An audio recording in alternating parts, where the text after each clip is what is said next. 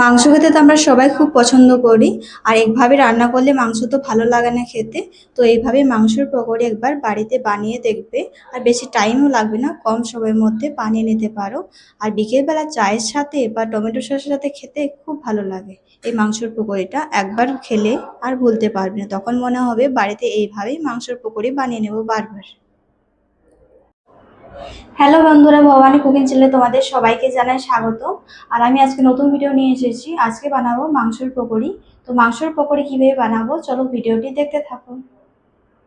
মাংসের পকোড়ি বানাবার জন্য 500 মাংস নিয়েছি, মাংসগুলোকে ধুয়ে রেখেছি। এখানে কেটে রেখেছি পেঁয়াজ, তিনটে কাঁচা লঙ্কা, আদা আর রসুন। এগুলো এখন আমি পেস্ট বানাবো।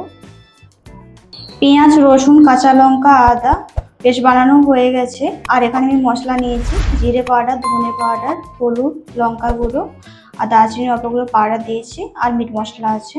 এগুলো মাংসের সাথে আমি ভালো করে মিশিয়ে নেব।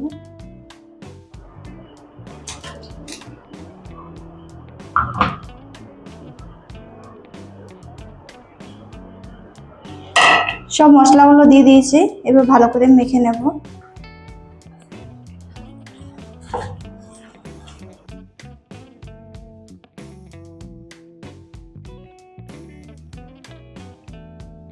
করে মাখিয়ে নিতে হবে।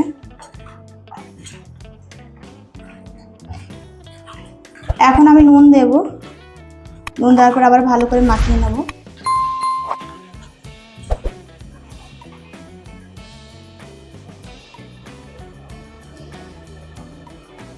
নুন দিয়ে দিয়েছি। 5 মিনিট মতো ভালো করে মাখিয়ে নেব, যাতে মাংসের সাথে মশলাগুলো ভালো করে মিশে যায়।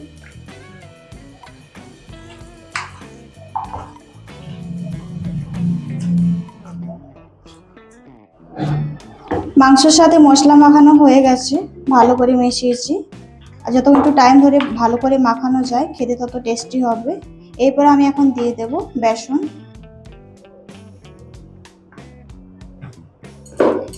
এখানে পরিমাণ মতো বেসন দেব। বেসন দেওয়ার পর আবার ভালো করে মাখিয়ে নেব।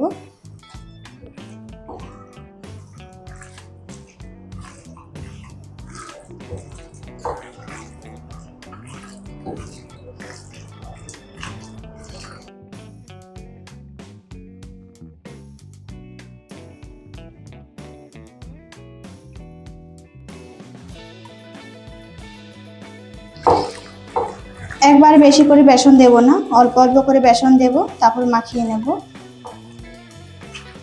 বেসনের পরিমাণটা বেশি হয়ে গেলে খেতে ভালো লাগবে না অতটা।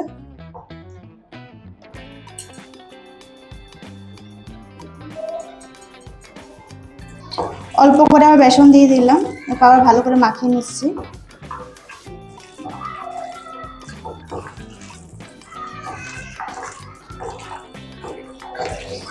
পেঁয়াজ পকোড়ি বানাবার জন্য কেটেও পেঁয়াজটা দিতে পারো, তো আমি কেটে দিইনি, এখানে পেস্ট বানিয়ে মিশিয়েছি।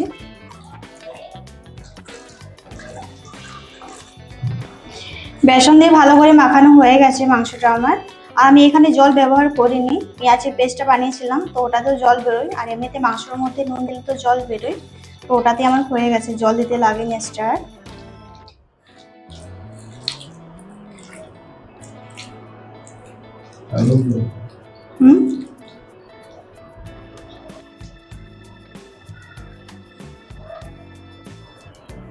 তেল গরম হয়ে গেছে, আর এখন আমি মাংসের পিসগুলো ছেড়ে দেব।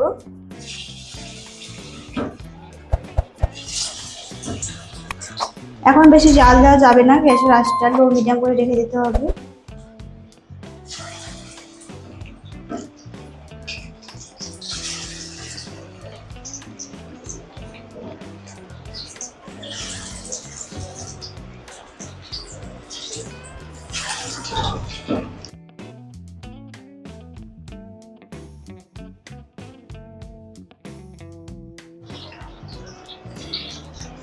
মাংসগুলোকে দু সাইডে ভালো করে উল্টে পাল্টে ভেজে নেব, আর মাংসগুলো ভালো করে সিদ্ধ হবে। আর গ্যাসের আঁচটা এখন মিডিয়াম রাখতে হবে, হাই রাখলে মাংসগুলো তাড়াতাড়ি সিদ্ধ হবে না, পুড়ে যাবে।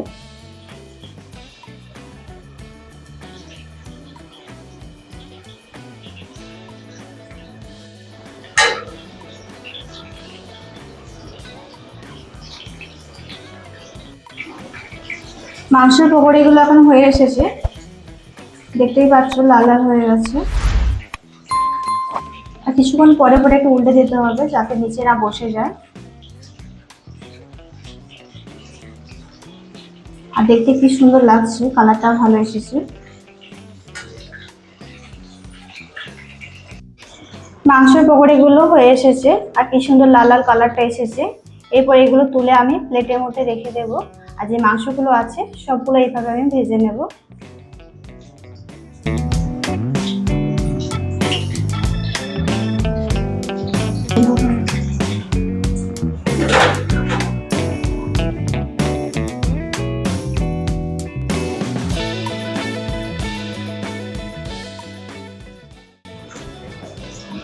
এখন আমার সব পকোড়িগুলো বানানো কমপ্লিট হয়ে গেছে। আর দেখতেই পাচ্ছ পকোড়িগুলো কি সুন্দর লাগছে দেখতে। দেখতে যতটা ভালো লাগছে খেতে তার থেকেও আর বেশি ভালো লাগবে।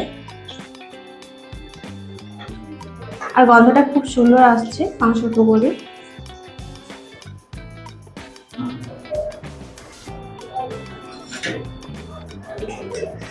বন্ধুরা দেখলে কম সময়ের মধ্যে মাংসের পকোড়া বাড়িতে কিভাবে বানালাম, তোমরা এইভাবে বাড়িতে বানাবে। আর আমার ভিডিওটা ভালো লেগে থাকলে লাইক আর সাবস্ক্রাইব করে রেখে দেবে। দেখা হবে আবার পরের ভিডিওতে।